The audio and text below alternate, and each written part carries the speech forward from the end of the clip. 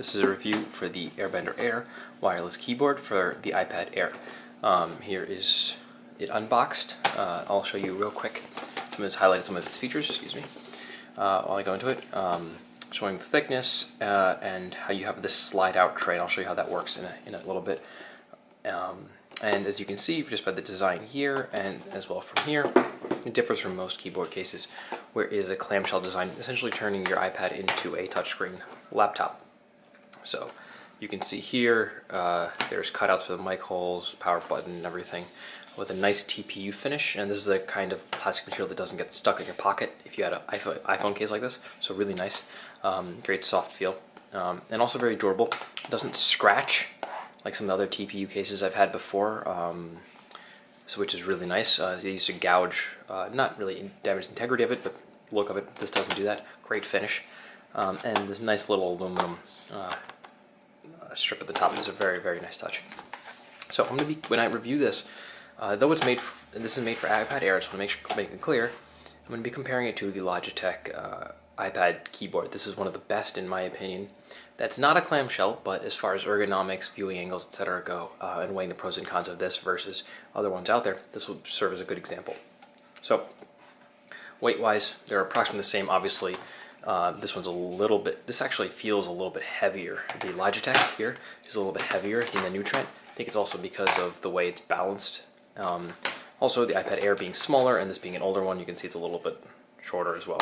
So, but no big deal in the difference there. So I'll put this aside for a moment and focus on the new Trent case. So, like I said, it's a clamshell.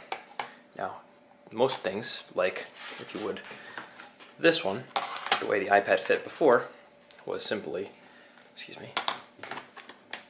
like that, and then when you needed it, you just opened it up, removed it, and then put it here. That's how it worked before. This one, what you have to do is there's a clasp. See that right there? That's a clasp. Originally, when I opened it up, I thought it was a fantastic idea. Good, it's going to keep it nice and secure. Really, but I never had a problem before because it used the magnets, the same as smart cover other keyboard cases have, to keep it closed. So here, they've added the security of a clasp. This is really nice until you have to go to open it. Now, to open it, you have to wedge your finger into that clasp there to get it out. And the only way to do it, and this is without a case on, the only reason I can do it so easily, is there we go, wedge it open, revealing the keyboard case. So, let's put our iPad in and take a look. And it's very easy to put in. They tell you put it in this way first so not to damage the rocker buttons, and then just pop it in here, here, all the way around. So very simple, very easy to use. The first thing you'll notice is something I couldn't do with the iPad, with the Logitech. Because it's a one-way hinge here, I couldn't flip the iPad over and hold it like this. You end up hitting all these buttons and all this stuff, and it was a mess. So if I had to use the iPad alone as a tablet without a keyboard, I'd have to put this out on the side, leave it somewhere, and then hold the iPad up itself. Not the worst thing in the world, but it did get annoying sometimes. Remember, you have to go back and grab it. This one, on the other hand, holds really well like this. You can grab it if you have a bigger hand. It's a nice hefty corner piece here you can grab, and also available on this side.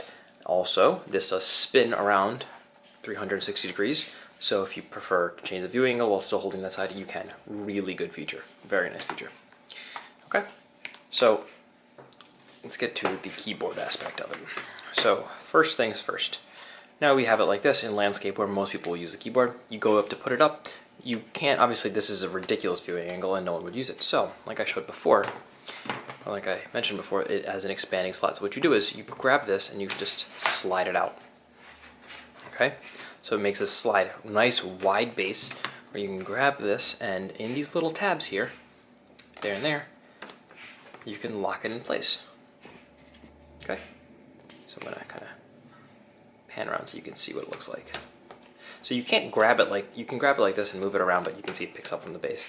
So you just, if you move it, you push around like this, and I'll show it like that.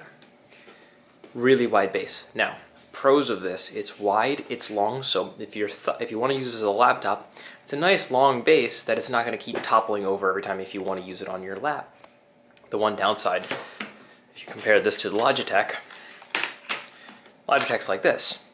Now, being a much shorter base, if you have something propped in here, you had to practically hold it up or had very gentle hands when using it, because the minute you touched anything on the screen here, this whole thing would topple right over with it. This I've been able to use on my lap without a problem for many hours, even typing emails.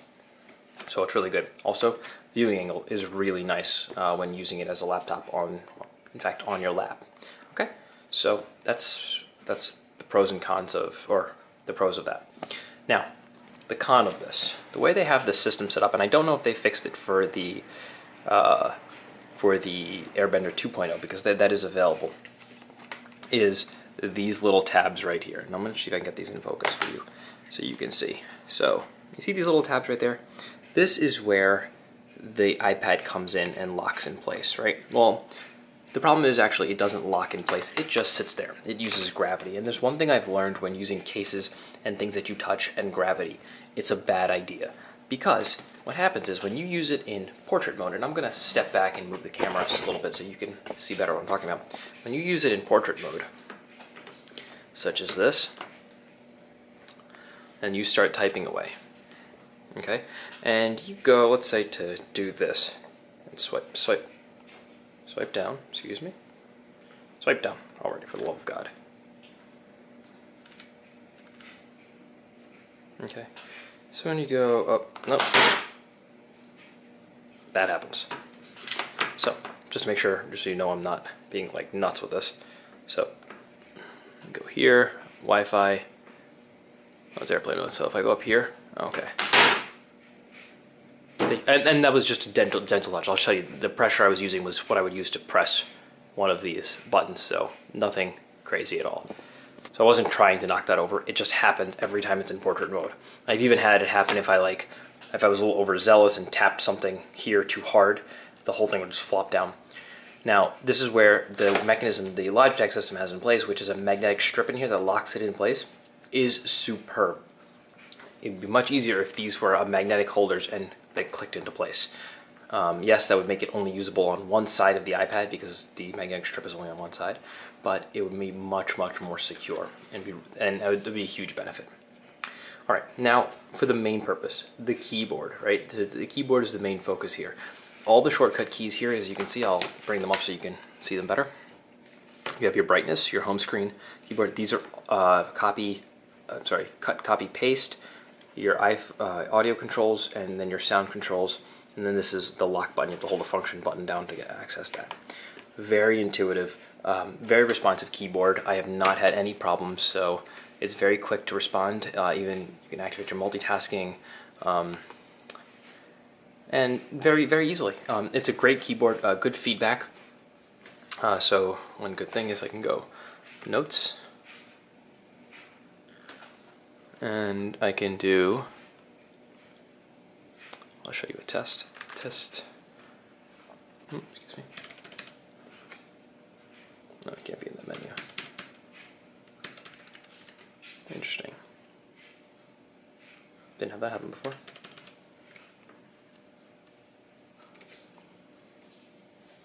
So, it's a little annoying.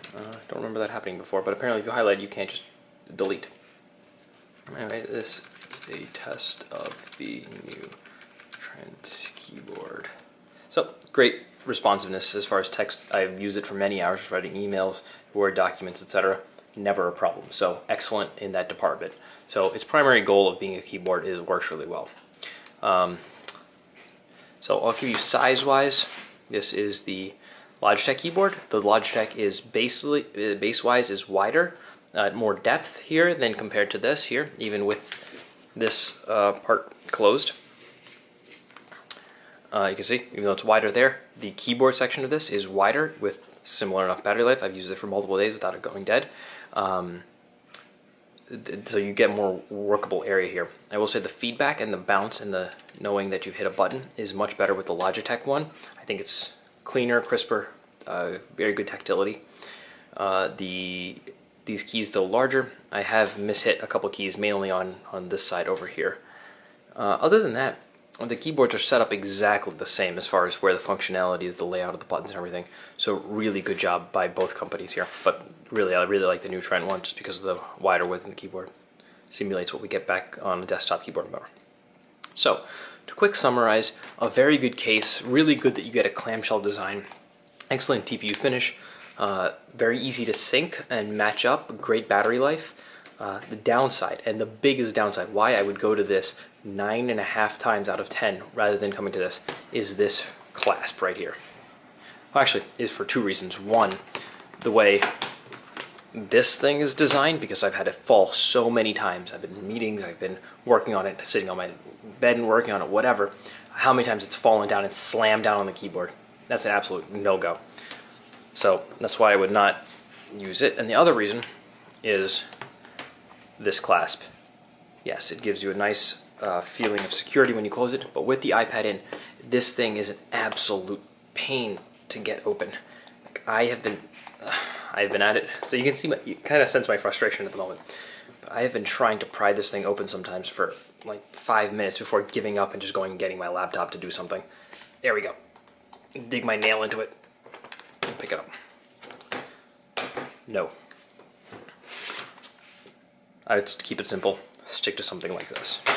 But I think new Trent has a 2.0 version of this thing out. If it gets rid of this, and what it has is a removable system here, where this thing ratchets out, I think it's going to be a far better design than what's here. But as far as everything else, it's a very good design, and for the price, it's really hard to beat. This can get very expensive. I got this refurbished for 20 bucks, but I think this is going for 30 currently on Amazon. Excellent price point and gets you a lot for your money.